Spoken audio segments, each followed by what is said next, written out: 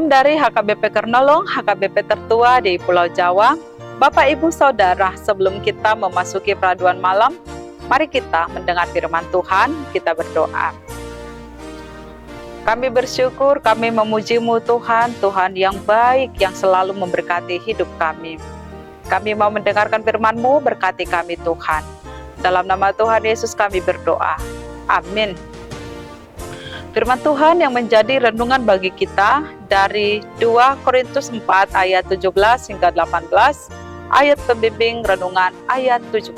Begini firman Tuhan. Sebab penderitaan yang ringan sekarang ini mengerjakan bagi kami kemuliaan kekal yang melebihi segala-galanya, jauh lebih besar daripada penderitaan kami. Demikian firman Tuhan. Penderitaan menjadi kemuliaan kekal. Sahabat renungan malam Shalom yang dikasihi Tuhan, Rasul Paulus dalam memenuhi panggilannya untuk memberitakan Injil, ia mengalami berbagai macam bahaya, penganiayaan, dan kesulitan-kesulitan.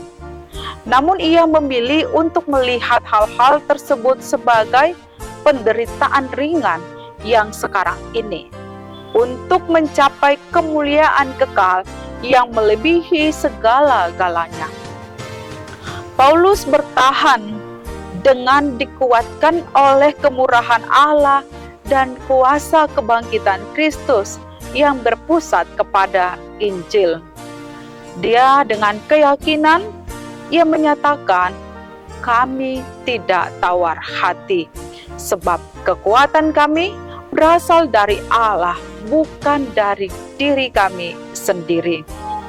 Bapak, Ibu, Saudara, keyakinan yang dialami oleh Rasul Paulus yang seperti ini tidak berakar atau tidak berpusat pada dirinya sendiri. Dia tidak mengandalkan dirinya sendiri, tetapi mengandalkan kekuatan yang melimpah-limpah dari Allah yang penuh kasih karunia, yang selalu mencukupkan segala kebutuhan dan kehidupan Rasul Paulus. Sahabat renungan malam Shalom yang dikasihi Tuhan, renungan ini mengingatkan kita dan menyadarkan kita, ada begitu banyak kesulitan, ada begitu banyak kesusahan, kesedihan, penderitaan, dan ketidakpastian di tengah-tengah dunia ini yang kita hadapi. Terkadang kita menyerah begitu saja dan pasrah dengan semua keadaan yang terjadi. Terkadang kita hilang pengharapan, bahkan iman kita pun merosot. Kita tawar hati dan meragukan kasih karunia Tuhan yang selalu menolong dan menguatkan kita. Melalui renungan ini mengingatkan kita bahwa apapun penderitaan yang kita alami saat ini, sesulit apapun yang kita hadapi dalam hidup kita saat ini, bahkan sesuatu yang tidak pasti yang kita alami dalam hidup ini, jika kita percaya kepada Tuhan, maka Tuhan akan menyatakan kasih karunia-Nya bagi kita. Kita akan mengalami pertolongan-Nya, bahkan di luar daripada pemahaman atau pemikiran kita. Pertolongan Tuhan dapat terjadi melampaui pengetahuan kita. Penderitaan kita saat ini tidak sebanding dengan kemuliaan kekal yang akan dinyatakan kepada kita kelak jika kita dapat bertekun memohon pertolongan kepada Tuhan Allah.